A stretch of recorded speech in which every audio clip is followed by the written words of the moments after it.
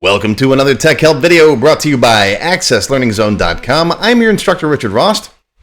Today we're going to talk about importing field names when you import data from either Excel or a text file or any other kind of format. Sometimes you get some field names that aren't great, and it might cause a problem that we'll see in just a minute. Today's question comes from Brent in Midwest City, Oklahoma, one of my gold members. Brent says, I'm trying to import another spreadsheet, but I'm getting an error 3265 item not found in this collection. I use the immediate window to check to see if the field is in the collection, and it is. Please see the screenshot. What am I missing? All right, let's see this in the forum thread on my website. All right, so here we are on my website, and in fact, this question that Brent asked a couple weeks ago was a previous Tech Help video, but we're continuing it down below. Where are we? Down here. This is where he asked the question. Now, please see the screenshot. What am I missing? Here's a screenshot. And right here, all right, we got RS revenue. That's the line that's giving him the problem. And here's his list of fields down here. And there's a revenue right there. So it looks like it's in the table. Now, usually that's a spelling error or the field doesn't exist in the table. But he's sure that it's in there and it looks like it's spelled correctly. So I said, let's see the table design, and there's the table design. And now I can see there's all kinds of fields in here that violate my rules for naming fields, right? No spaces anywhere, no non-standard characters, right, like these. But sometimes when you're dealing with a spreadsheet or a file that someone else gives you, you really can't deal with that. You really, you got no choice but to deal with what they give you. Now, Kevin Yip, one of our longtime contributors, came up and said, see if there's a trailing space after revenue or any of the other field names. Okay, and that's actually genius because, and I told him that's a good catch, because when you make a field in Access in a table, it doesn't let you put a trailing space on the field name. But if you're importing from something else, you can get it'll cause that space to be on the end, which could cause this problem that is being experienced. Let me walk you through it and show you how this happens. So here I am in the Tech Help free template. This is a free database. You can grab off my website if you want to. And if I go into any one of these fields or tables and I try to come in here like contact date and put a space at the end of it, okay, if I move off of it and come back to it, look at that. It doesn't let you do it. Okay, that's one of the safeguards in Access's table design. But if I make a spreadsheet, let's create a blank workbook. And let's say I've got first name and I've got last name, but whoever made this spreadsheet accidentally put a space there. So last name has a space after it. Okay, and then we got phone number. Okay, and I'll just put a couple of people in here. Let's do Rick Rost, whatever, right? And Joe Smith. Okay, save this. We'll call this import test. And now I'm going to go back over to Access and import that using VBA, using transfer spreadsheet. Interestingly enough, if you do external data and then import it manually from here, Access will remove that trailing space. I just tried it. All right, it's only the VBA method that causes the problem. All right, so let's go into our VBA here. We'll just hijack this button. And right here, we'll say do command.transfer spreadsheet. We're going to do an import, comma, just comma again for the version. The table name, we'll call it my import T. The file name, let me go grab the file name. All right, there's the file name on my system, gmydrive spreadsheets, import test. And we'll say has field names is true. We're going to use their field names. All right, the other options we don't have to worry about. And then a beep when we're done. All right, save that. And of course, debug compile once in a while, close that. And now let's go ahead and run it. Okay, there's my import table. All right, let's take a look at design view. First name, last name, look at that. There's a space there. See, and Access won't truncate it like it normally does. That space is there.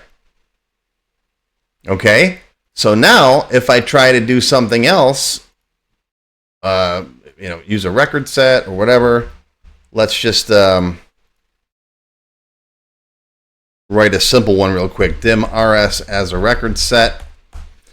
Set rs equals current db.open record set import t.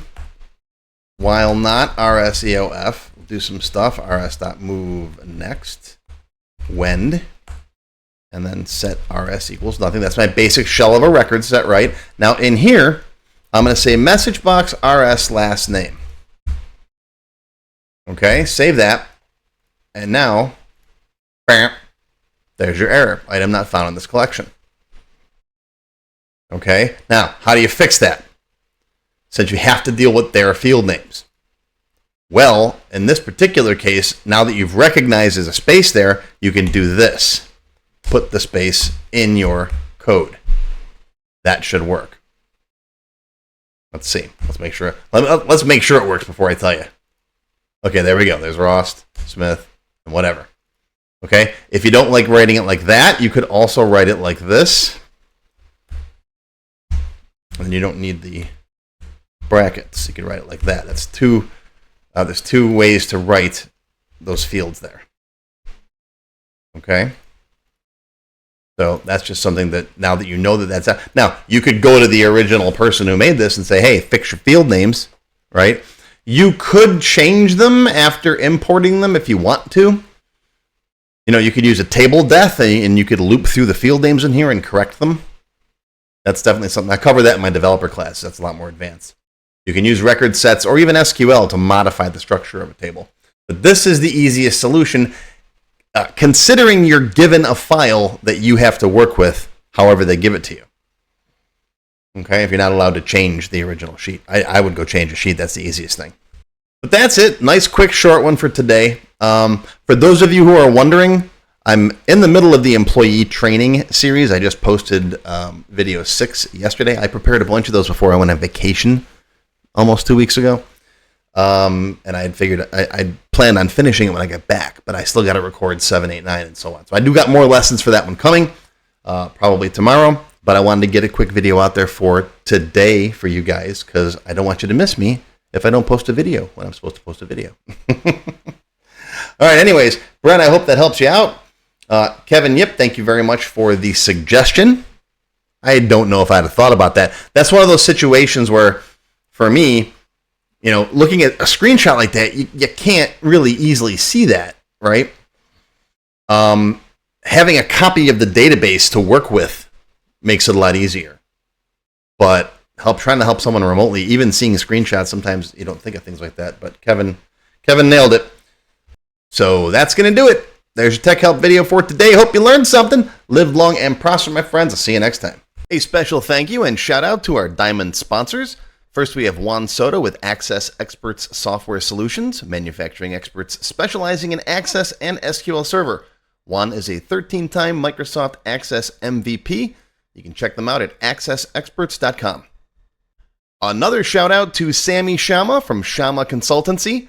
Sammy is a certified Microsoft Office specialist, and he not only offers Access application development, but he also provides one-on-one tutoring services. So if you need someone to hold your hand and help you with your Access project, Sammy is your guy. Check him out at shamaconsultancy.com. If you enjoyed this video, please give me a thumbs up and post any comments you may have below. I do try to read and answer all of them as soon as I can. Make sure you subscribe to my channel, which is completely free. Click the bell icon and select all to receive notifications when new videos are posted.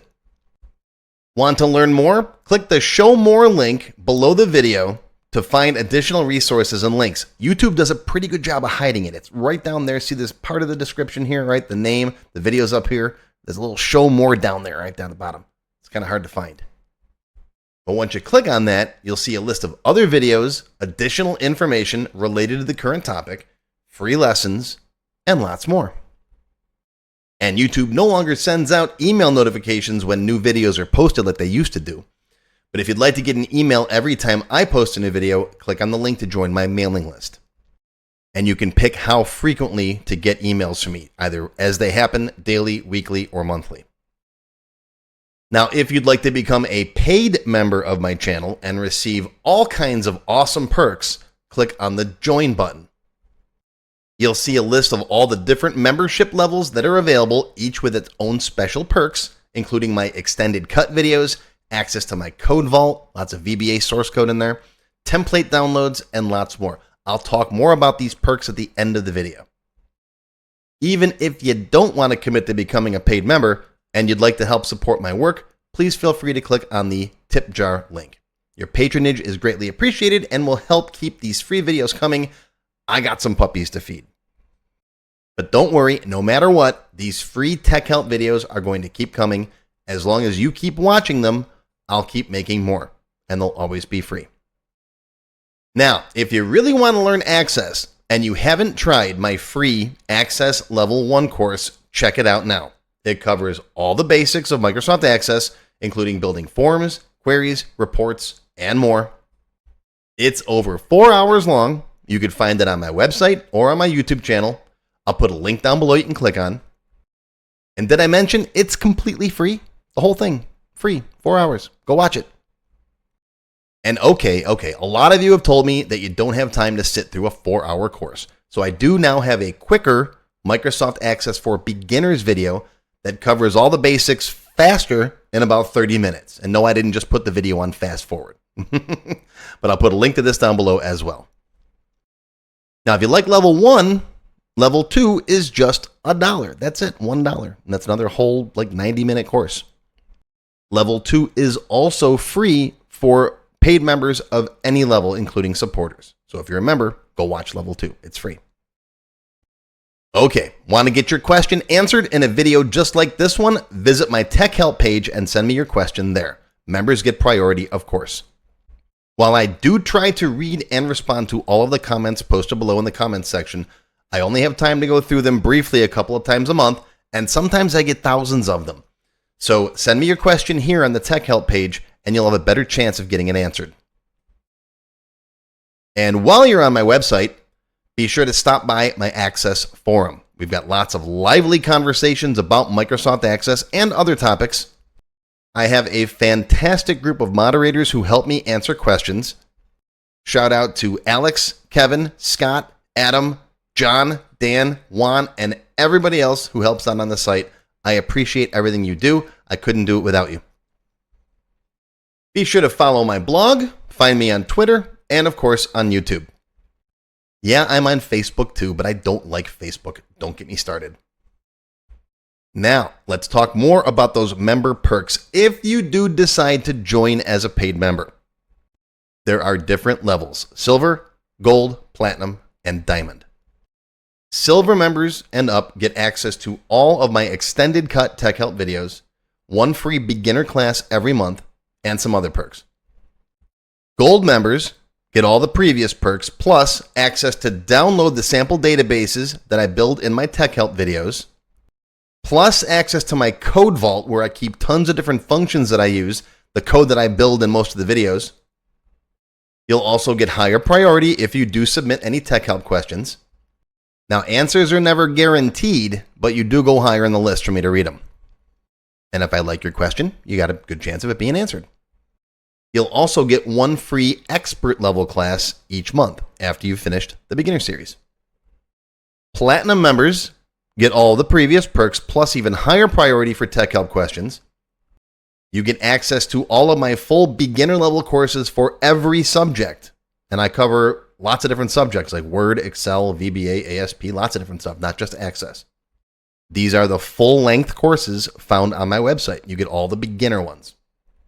In addition, once you finish the expert classes, you get one free developer class per month. So lots of training. And finally, you can also become a Diamond sponsor. You'll have your name or your company name listed on a sponsors page that will be shown on each video as long as you're a sponsor. You'll get a shout out in the video and a link to your website or product in the text below the video and on my website. So that's it. Once again, my name is Richard Rost. Thank you for watching this video brought to you by accesslearningzone.com. I hope you enjoyed. I hope you learned something today. Live long and prosper, my friends. I'll see you again soon.